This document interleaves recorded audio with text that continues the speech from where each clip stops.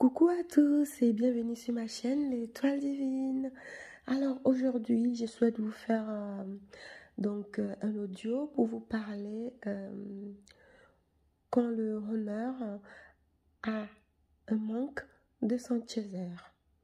Donc voilà, vous l'aurez compris. Donc je vais vous parler tout simplement quand le runner se sent un petit peu délaissé par son chaser. Alors, délaissé, c'est peut-être trop en dire, mais c'est-à-dire quand il ressent que son chaser s'est éloigné et voilà, quand il ressent ce genre de choses. Je vais vous donner un petit peu aussi mon point de vue par rapport à ma situation à moi et je vais vous en parler aussi un peu en général. Alors, ce qui se passe, c'est que à un moment donné du parcours, une fois que le chaser a un petit peu arrêté de courir après le runner et qu'à un moment donné, il se sent un peu plus mieux par rapport à ses blessures et qu'il aura compris aussi certaines choses, hein, le chaser, comprendre que c'est pas parce que tu cours après quelque chose que tu vas forcément l'avoir. Donc, deux fois, on peut vouloir quelque chose et puis pour l'avoir, on passe par des phases très difficiles, plus ou moins. De toute façon, c'est la vie hein, qui veut ça. Donc, et dans le parcours de Flamme Jumelle aussi, ça se voit, ça se ressent. Donc, quand le runner, à un moment donné, il fuit son chaser et qu'il se rend compte qu'il y a quelque chose qui a changé par rapport à son chaser. Et que en fin de compte, le chaser accepte de se mettre à son niveau, c'est-à-dire de se mettre au niveau du runner, en acceptant cette distance, en acceptant ces moments de silence, et que le runner, en fin de compte, il s'est dit, bah, j'ai bien l'impression que mon chaser n'a plus vraiment besoin de moi, ou est-ce que mon chaser a compris certaines choses ou pas. Et quand le runner commence à penser ainsi, en ce moment-là, il se passe le switch en fait du côté du chaser. Et la réaction du runner qui va faire basculer complètement le chaser dans le switch. C'est-à-dire que le runner, quand il se rend un peu compte de ce petit éloignement, alors il va doubler de beaucoup plus d'énergie pour créer de la présence auprès de son chaser. C'est un peu, ça a l'air un peu bizarre, mais c'est un comportement inconscient qui va faire que finalement le runner qui se sentait plus ou moins chassé par le chaser et qu'à un moment donné, il s'est dit, bah, j'espère qu'à un moment donné, le chaser va finir par exister sans moi. J'espère que mon chaser, au bout d'un moment, il va arriver à vivre sa vie sans moi parce que cette situation commence à me fatiguer. Et quand le runner commence à penser comme ça, il va encore s'éloigner beaucoup plus, mais quand il pense comme ça, c'est pas parce qu'il n'aime pas son chaser, hein. C'est qu'il a l'impression que son chaser ne lui laisse pas le temps de créer le manque chez lui, en fait. C'est-à-dire, c'est ce que je vais vous dire là, écoutez très bien parce que ce que je vais vous dire là, c'est très psychologique parce que le runner qui se dit, mais j'aimerais aussi que mon chaser me manque un peu parce que il est tout le temps après moi, il me contacte tout le temps. J'aimerais bien ressentir le manque chez le chaser. Et quand votre runner commence à penser ainsi, il vous envoie un message à vous, le chaser. Et c'est là que il se passe quelque chose d'incroyable et en même temps d'automatique parce que le chaser ressentira ces genres d'énergie. Et qu'est-ce qui va se passer? Ça sera au moment où le chaser va commencer pardon, à se retirer un petit peu de cette obsession de son runner. Donc, il faut comprendre que c'est le runner aussi qui vous envoie ce genre d'énergie. Parce que tout ce qu'il veut le runner, ce n'est pas parce qu'il ne vous aime pas. Il aimerait bien aussi vivre aussi ce manque genre, faudrait que vous lui manquiez un petit peu, qu'il puisse avoir l'envie d'aller vers vous. Vous voyez ce que je veux dire? C'est-à-dire quand il n'y a pas de manque de quelque chose, ça ne crée pas de désir. Ça ne veut pas dire que dans la relation de flammes jumelles, il faut forcément pousser le désir parce que quand les deux flammes jumelles sont côte à côte, il se passe tellement de choses, vraiment, que ici, la fusion, ils ont beaucoup d'alchimie, tout ce qui se passe en eux, c'est tellement de redoubler, euh, quintupler, ça veut dire que ça prend trop de dimensions. Parce que les énergies sont vraiment très fortes. C'est une puissance, hein, pour vous dire, les flammes jumelles, quand ils sont ensemble, ils en font qu'un et ils redoublent encore plus d'énergie.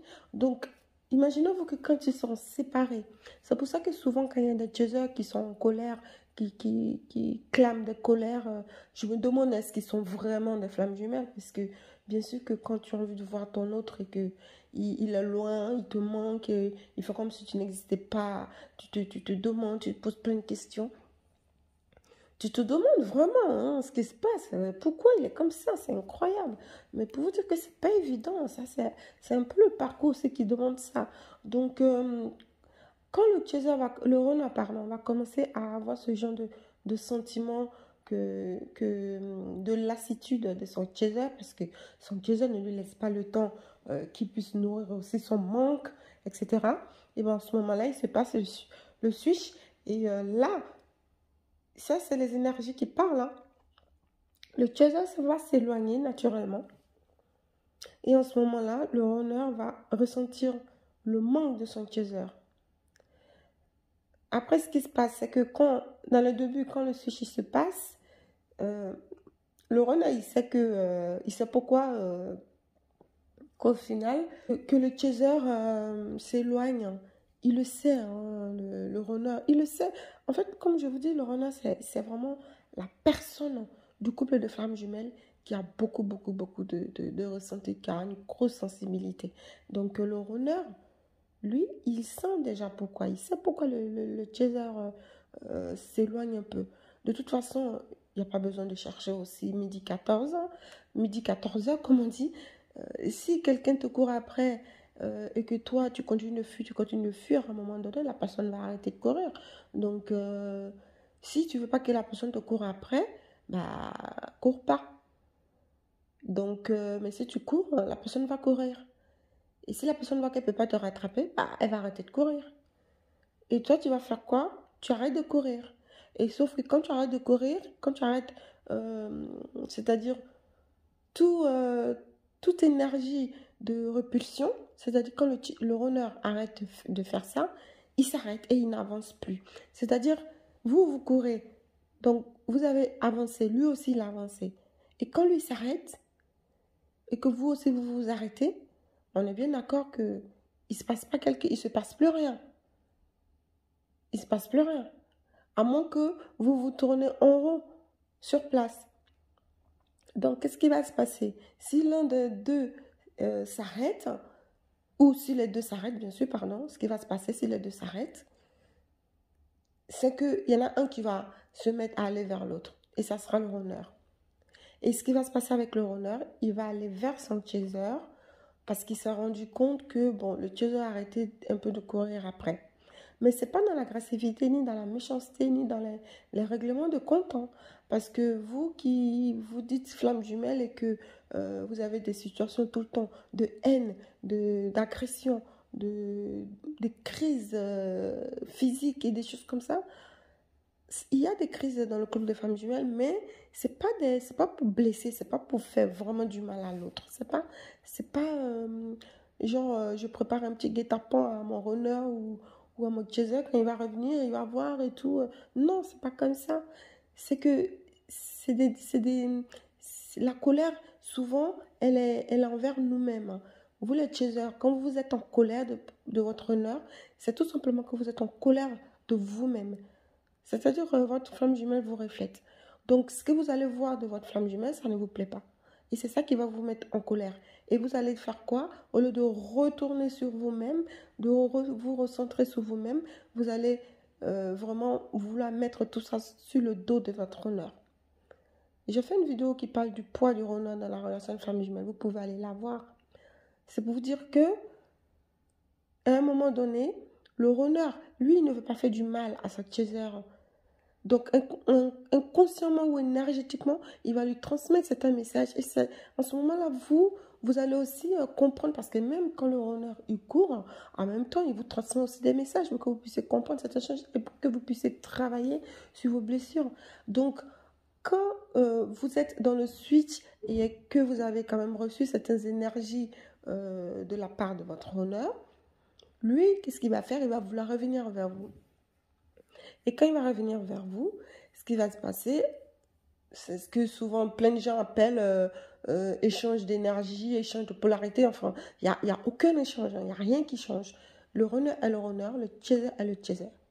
C'est tout simplement ce processus, ce parcours de flamme jumelle qui vous permet d'avoir ce genre de comportement pour pouvoir s'ajuster tout simplement.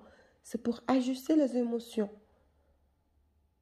Donc, bien sûr, dans un premier temps, c'est le chaser qui a compris l'enjeu de la relation, qui a compris que cette relation valait de l'or et qu'il n'arrête pas d'aller vers son runner.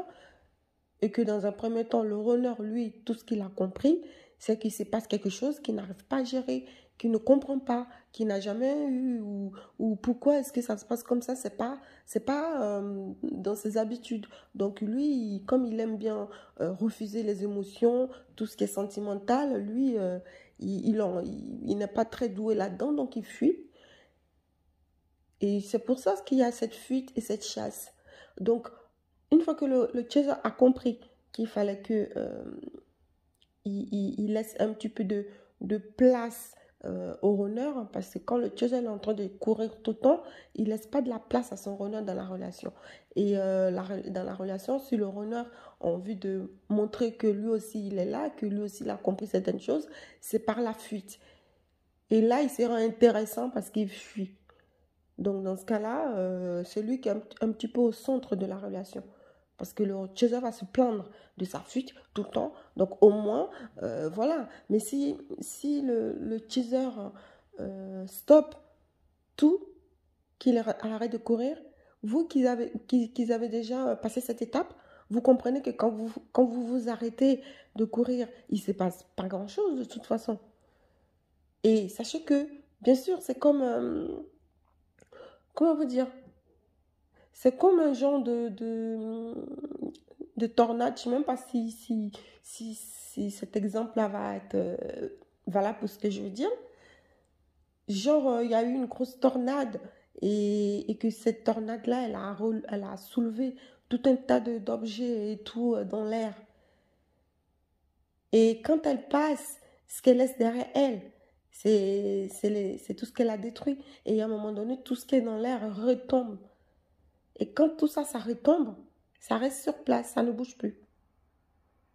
S'il n'y a pas une autre situation de mouvement, il n'y a pas d'autres tempêtes ou du vent ou des choses comme ça, tout ce qui est par terre ne va pas bouger. Donc, en ce moment-là, l'exemple, c'est que quand je donne cet exemple-là, parce que quand le chaser s'arrête de vraiment courir après le runner, c'est au runner vraiment de prendre aussi la relève. Parce que si le runner ne bouge pas de son côté, ce qui va se passer, c'est que il n'aura pas d'avancement. Parce que une fois que le chaser, le vrai chaser de vraie flamme jumelle, a pris sa vie en main, a pris les choses sur lui, a vraiment s'est recentré à soigner ses blessures, etc., il n'a plus le temps. Le chaser n'a plus de temps. Il n'a plus le temps de son runner. Il vit sa vie. Il avance. Au pire, la source va lui offrir une âme sœur pour qu'il vive sa vie. Mais de toute façon, vous connaissez mal votre honneur. Hein. Le honneur, il comprend les choses. Hein. Il ne va pas se laisser oublier comme ça. Donc, en ce moment-là, le honneur, il va vers son chaser pour faire le nécessaire, pour voilà, venir le voir.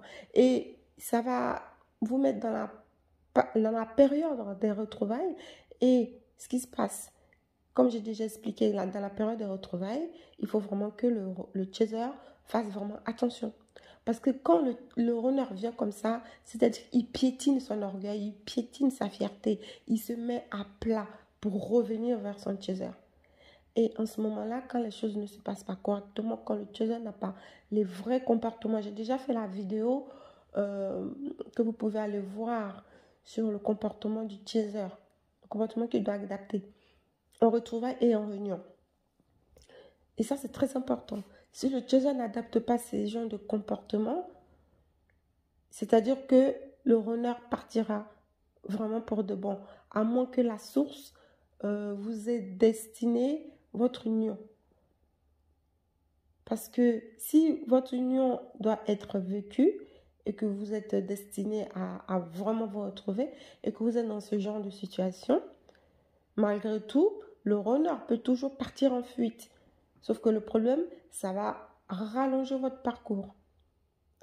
Donc, si vous arrivez à avoir le bon comportement à ce moment-là, quand le runner revient vers vous, vous pouvez vraiment entamer la phase des retrouvailles et le début de la réunion. Sauf que ce qui se passe, c'est que comme le chaser a vécu un petit peu, a pris du recul dans la relation, et que le runner va vers le chaser, et que les deux se retrouvent dans la phase de retrouvailles, le chaser continue de s'éloigner tout le temps. En ce moment-là, le runner ressent le manque de son chaser, vraiment. Et c'est très difficile pour le runner parce que le runner en fuite, il est triste, il est malheureux malgré ce qu'on peut penser de lui. Et en retrouvailles, en double réunion, c'est encore à lui de subir. Parce qu'en fait, vous les chasers, je dis vous les chasers parce que je suis runner, bien sûr, mais dites-vous que dans la relation de flamme jumelle, bien sûr qu'au début, c'est vous qui courez, qui êtes un peu quand même dans le manque parce que vous n'avez pas la possibilité de mettre off sur vos sentiments, vos émotions. Contrairement au runner qui peut couper vraiment les liens, il bloque ses émotions et tout. Mais ça, c'est une bombe à retardement. Il vaut mieux vivre ses peines pour que ça s'évacue que de les bloquer. Et le runner, il bloque tout le temps. Le runner, il aime faire ça, il bloque. Parce qu'à un moment donné, quand il voit que c'est trop, il a envie de faire certaines choses à sa guise, il bloque. Et une fois qu'il bloque ses émotions, eh ben, il peut vivre autre chose. Mais il va vivre sur d'autres plans. Au lieu de vivre la continuité de tout ce qui se passe en lui, il va bloquer les émotions pour recommencer d'autres émotions un peu à gauche, à droite. Donc, quand ça se passe comme ça, bien sûr que le chaser, il a vraiment la colère. Parce que le chaser, en ce moment-là, le chaser, il a l'impression de se trouver face à une porte fermée. Il va frapper à la porte, frapper à la porte. Il n'aura qu'une envie, c'est de casser la porte et de rentrer. Et là, il s'est mis en colère, il a envie de mettre des coups dans la porte. Et c'est à ce moment-là, votre colère de chaser remonte. Et une fois que le runner entend que la porte, elle ne fait plus de son, il n'y a plus personne qui toque à la porte. Là, il avance tout doucement pour ouvrir la porte, pour regarder à gauche, à droite, et devant lui, pour voir s'il peut apercevoir quelqu'un. Et quand il aperçoit quelqu'un, c'est une façon de parler. En ce moment-là, il laisse la porte ouverte, il sort et il essaie d'avancer pour attraper la personne, mais sans courir. Il ne va pas vous courir après. Il va y aller tout doucement. Et si vous, les chasers, vous n'avez pas capté le message qu'il veut vous envoyer et que vous n'avez pas agi au bon moment, il peut tout de suite tourner le dos. Juste au moment où vous retournez pour voir qui marche derrière vous, et bien le runner, il va tourner tout de suite le dos pour éviter de se faire voir. Vous voyez ce que je veux dire?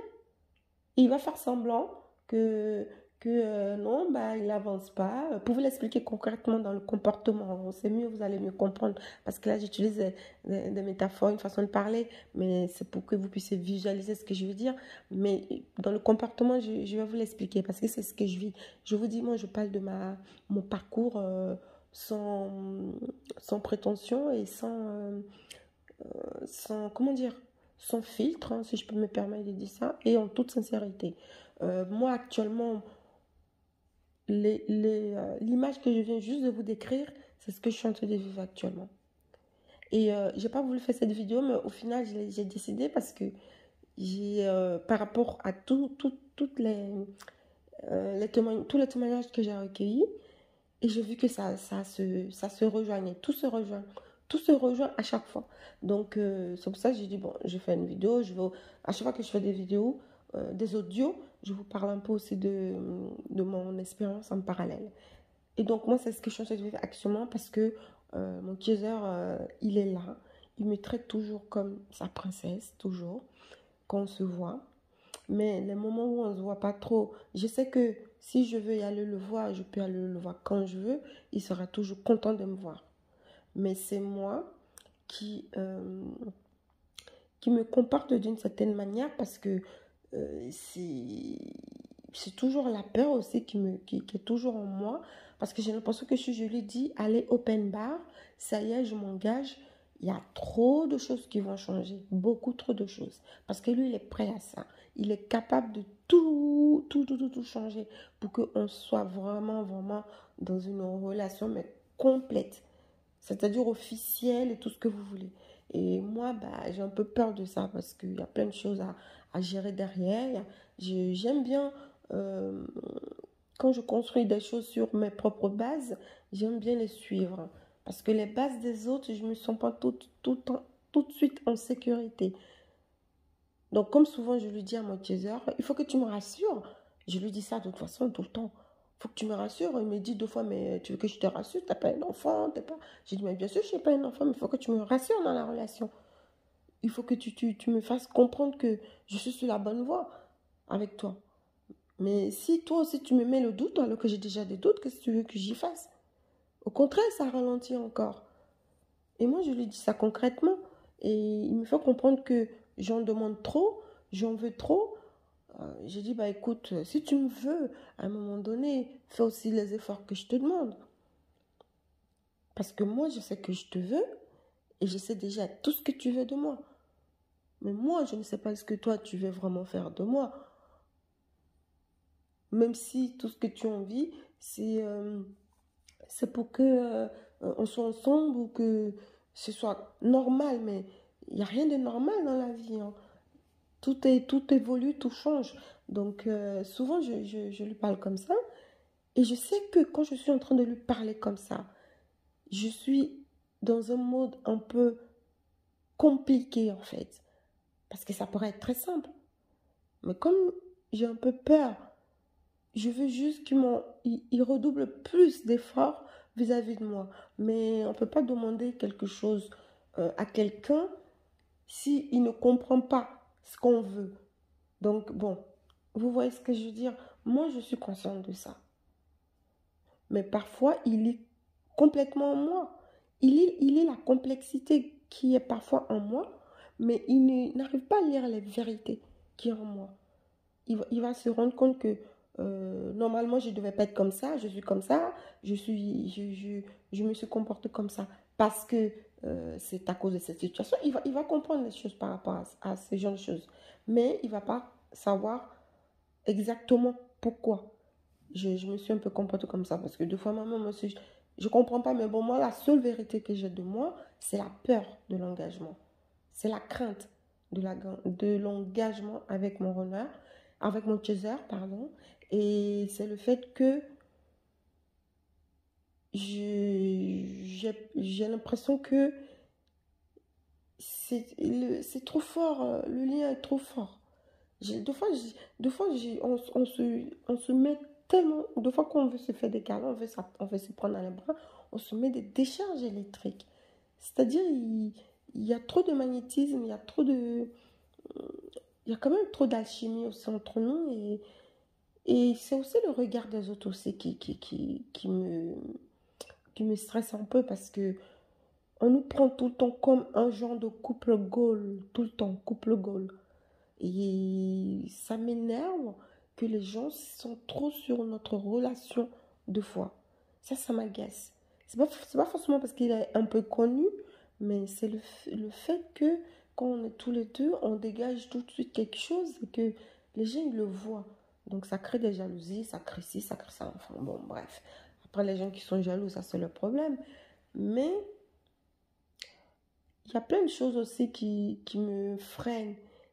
Et j'ai aussi l'impression qu'il a des blessures. Il a certaines blessures qu'il n'a pas encore correctement nettoyées. Donc, deux fois, j'appuie là-dessus et ça l'énerve deux fois. J'appuie bien là-dessus, bien sur ses blessures pour qu'il comprenne.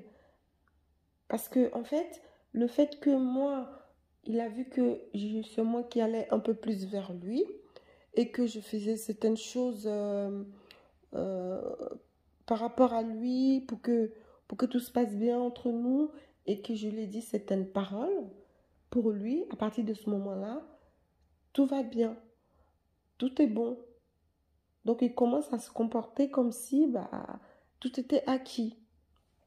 Et il a oublié en fait que c'était lui qui était tout le temps après moi, à me courir après, etc., etc.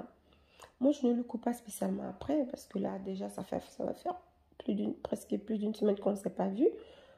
Et tous les jours, je pense à lui. Tous les jours, j'ai envie de l'appeler. Je ne le fais pas. Hier, c'est lui qui m'a envoyé un message parce qu'on a organisé un week-end et que ce soir, je devais être chez lui.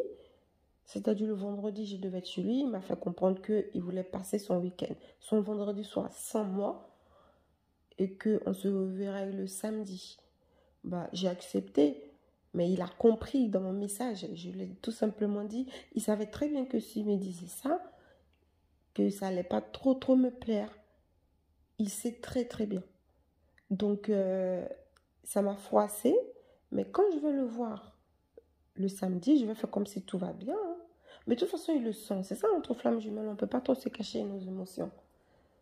Quand on va se voir, il va me faire comprendre, j'ai l'impression que tu l'as mal pris. Exactement, il va me dire ça. Parce qu'on ressent tout, là, on se ressent tellement, c'est ça qui est incroyable. Donc, j'ai même pas répondu vraiment à son message.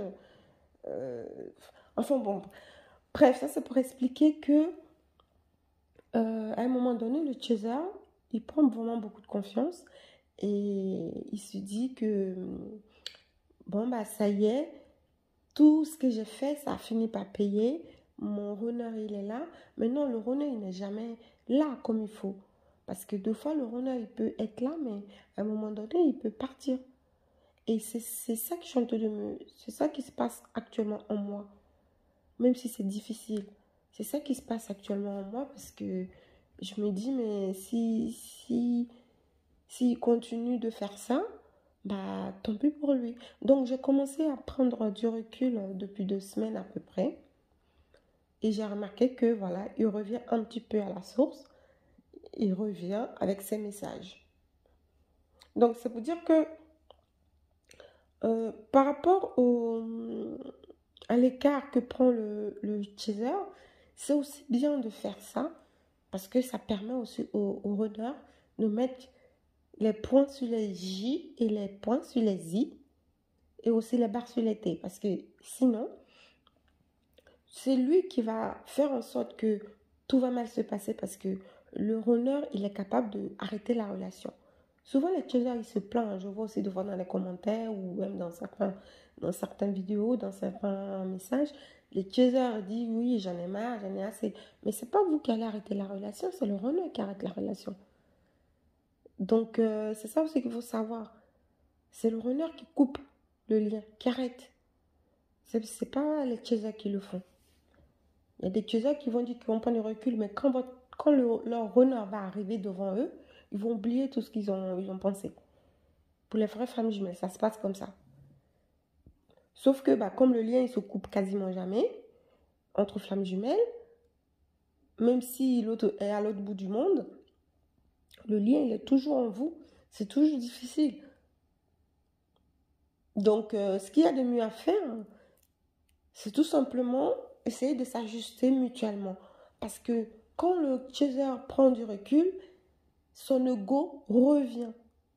Donc, faites attention, vous les chasers, quand vous êtes en recul, quand vous dites que oui, maintenant, mon runner me manque plus, ceci, cela, vous nourrissez votre ego. Et ça, c'est pas c'est pas bien de le faire dans un lien de flamme jumelle. Parce que la personne qui a vraiment le plus d'ego, c'est le runner. Et le runner, son ego n'est pas de la même façon que vous, les chasers. Un ego, c'est un ego. Hein. Mais ce que je veux dire, c'est que le comportement du runner face à l'ego est un peu différent par rapport à votre comportement face à votre propre ego. Dans les deux cas, les deux flammes jumelles sont en souffrance. Quoi que vous puissiez dire, dans les deux cas, les deux flammes jumelles sont en souffrance. Vous comprenez pas. Les runners ont beaucoup de difficultés, ont énormément de souffrance interne. Vraiment. Difficulté, c'est compliqué. Après, vous êtes dans l'indépendance, vous voulez avoir votre runner dans vos bras. Mais vous voulez qu'il vienne dans vos bras dans quelles conditions? Dans les bonnes conditions ou... C'est pour ça que souvent, il y a des runners qui s'accentuent uniquement sur la sexualité, qui viennent juste voir leur chaser, ils passent un bon moment et après, ils partent. Et au moins, il y a la sexualité qui camoufle un peu autre chose. Vous voyez ce que je veux dire? Donc, quand vous les chasers, vous prenez du recul.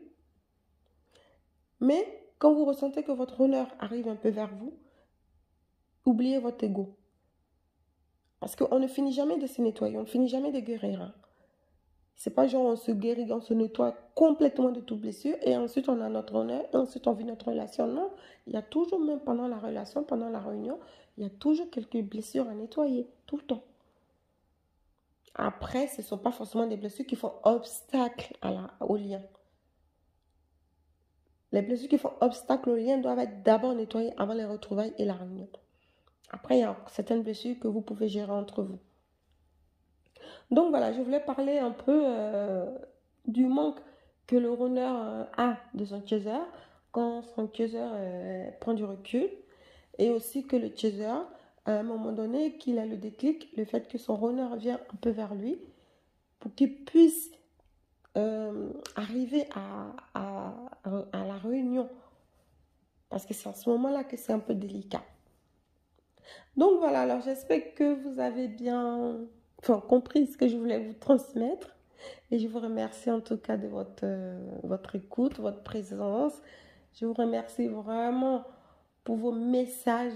J'adore vous lire, franchement. Des fois, je n'ai pas le temps de répondre tout de suite, mais j'adore vous lire. Donc, merci de me laisser vos témoignages, vos impressions, vos points de vue, etc.